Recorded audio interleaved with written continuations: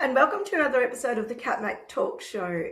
I am Kat Mak, and I have Amber Laloux all the way from Indiana. Thank you so much for jumping on my show. Amber is a daughter of the most high certified biblical health and life coach. Faith is so important to you, and in a second, I'm going to give the mic over to you because you're going to be talking about that. Now, you're a best-selling author with the Empower Her Powerhouse edition, so congratulations. It's no mean feat. You put your heart and soul in your story. Now, your story humbled me. When I read what you've gone through and how resilience was an alignment was what stood out for me in your story. But I will actually ask you, Amber, what prompted you to write your life away? Obedience. Obedience. Wow. There were times my whole life I thought I was supposed to be quiet. I was told I was shy. I was supposed to stay in the background. I didn't think my story was polished enough, but I realized that the very things that we go through, the hardest moments, the deepest battles that we face silently, those are the ones that can encourage other people.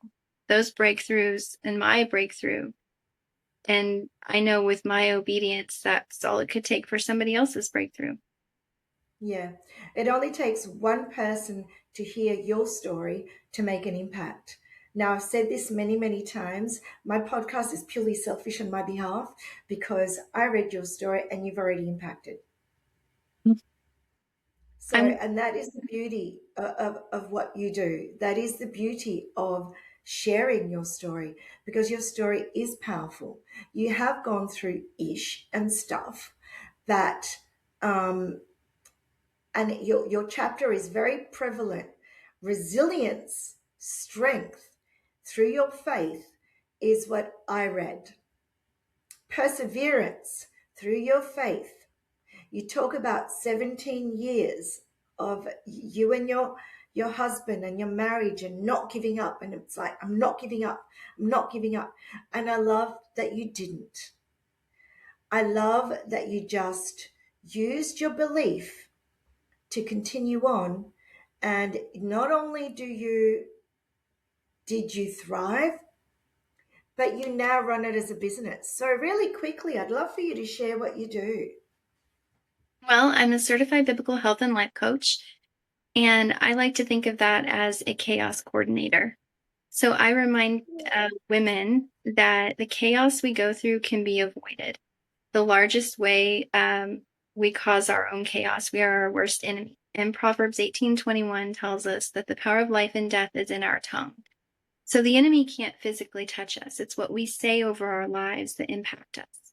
So I use biblical principles to help people find the chaotic moments in their life and create a strategy and a plan to bring more peace into their homes. I love that. And I know you've been seen across many, many, many faith platforms. Um, and there is a place for everyone in the world. There Absolutely. is a place for everyone. And you've already impacted and you continue to do so because you run a household, you wear many hats, and through your faith, you help others realize their own strength. That's what also I got out of your chapter. Could be wrong. I could be wrong. So, quick question for you. If actually, no, I'll actually ask you, what is your biggest achievement thus far? My family. Um, Yeah. I know it sounds cliche, but being a wife and a mother and building a home as where faith is the foundation, that was my biggest struggle. Doing it all alone when we're called to stay under the leadership and headship of our husbands.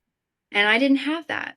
And I Mm. spent many nights painfully alone, feeling like I was failing with my own family. And that was the biggest test I ever went through. That's definitely my biggest achievement. Yeah. I actually quoted you. This is what I got out. This is what stood out to me. This is why I share my story. Not to, and it touches on what you just said. Not to glorify suffering, but to expose the lie that is happening when you don't see immediate results. I'm like, boom. Do you want to expand on that? So for years, I began to resent the Lord, wondering why it took so long, why I had to wait for his timing, knowing that my children were growing up without their dad, and they were growing up in a home filled with anger and so many questions, being torn to go two different directions between what mom believed and what dad believed. And a few months ago, when my husband did find the Lord, before I shared this story, I realized that my oldest daughter, while she just moved out and graduated, she got to witness that transformation. She will carry his living testimony with her for the rest of her life. And someday that is going to bring her to the Lord too. Yeah. Wow. That's powerful. It really is. But each to their own timing is what I believe. Each to their own timing. So if there are women out there that are feeling like you were, feeling like you were pressured, um, not sharing your voice, and it's almost living under the regime of a man, if I can just call it per se. Um, what would you say to them to empower them to continue on? What would be a strategy? Because this is exactly what you do, really. Mhm. Yeah. What would be one strategy that you can share? One strategy I would offer them is to describe what is heavy on their heart, what desires is on their heart. What does their heart long for? Because God gives us the desires of our heart. And if they have this, say, desire for animals or children, then I would tell them that that's probably what they're struggling with the most in their life, because the enemy tries to keep us from what God is calling us to. So I know personally, I was quiet for so long because the Lord is Mhm. calling me to speak and to share my testimony. And if I stayed quiet, that's exactly where the enemy would want me.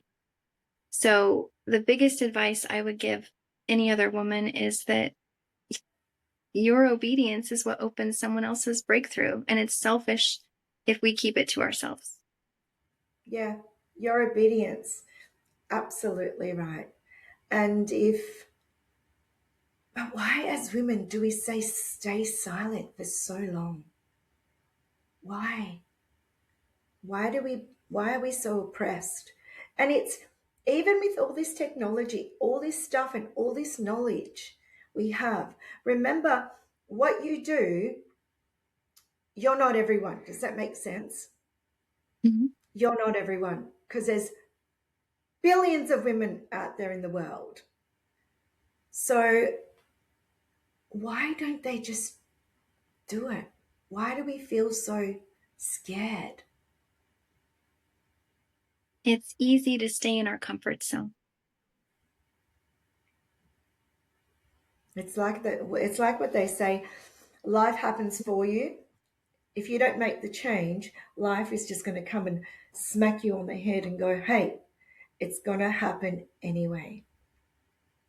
It will happen anyway. So if you were to look at your, this is going to be an interesting question with your story. If you were going to look in the mirror at your 20-year-old self, what would you say to her right now? I would tell her not to rush the process. I always wanted everything immediate. I wanted it now. And now I'm understanding that God's timing is so much better than anything I could have ever asked for on my own. And I would tell her to trust God more than the fear she has of other people's opinions about her, or even her opinion of herself. Mm, We can hold our own thoughts and interpretations of who we are, but that's not who God says we are. And when we mm, understand whose we are and that we are a child of the Most High, we can do anything. yeah. You talk about alignment. How did you become aligned? I understood there was a difference between relationship and religion. For years, I was a Christian and I went to church and I had my children in a Christian school and I read my Bible, but I didn't understand the spiritual side of true relationship with Jesus. And when I discovered that intimacy, that's when the alignment took hold. Wow. And how do you feel, and how do you, because life is still going to happen irrespective, right? Mhm. How do you balance when life happens?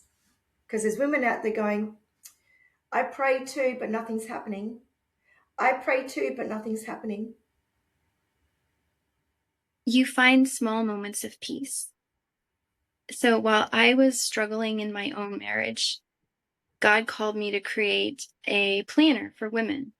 And I created the Complete Done For You Mama Planner, which is the first of its kind planner that's pre-filled out. So there's no decision fatigue. There's no, what do I make for dinner? Or how do I keep my house clean? Or what chore do I do today? Or what exercise do I do? And I realized that when I finished that, ironically enough, as soon as I faithfully completed that planner, that's when my husband came to the Lord. But Wow. uh, through that wonderful testimony, I realized that that's what most women are hung up on is our to-do lists are so big and we struggle with if I can't do this and I didn't get this done, then I'm just a failure and I'm not good at anything. So Mhm. this planner was designed to take that off their plate. So they have a whole year planned from what to do for holiday prep and meals with printable shopping lists and workouts and daily gratitude and even something as simple as daily scripture and prayer prompts if you don't even know where to start in your Bible. Because honestly, I found the Bible to be overwhelming. I prayed and prayed and prayed, waiting for a response, and it was hard for me to keep reading my Bible thinking, I'm not getting an answer. And I needed something in that time where it was just small, simple steps to help me find that alignment. Yeah. I love that you said that. Amber, thank you so much for jumping on the show. You said a key word: small, simple steps to find alignment. I'm going to let this land again. Small, simple steps to find alignment so we don't have the overwhelm. And I'm actually going to pop your link of the planner down below because I want one. I want one. I think it's so needed, and congratulations. But thank you so much for jumping on and sharing your wisdom. You're so needed in this world. It's not funny. Thank you. You have a wonderful afternoon. You as well. Bye for now. There you go. We're done.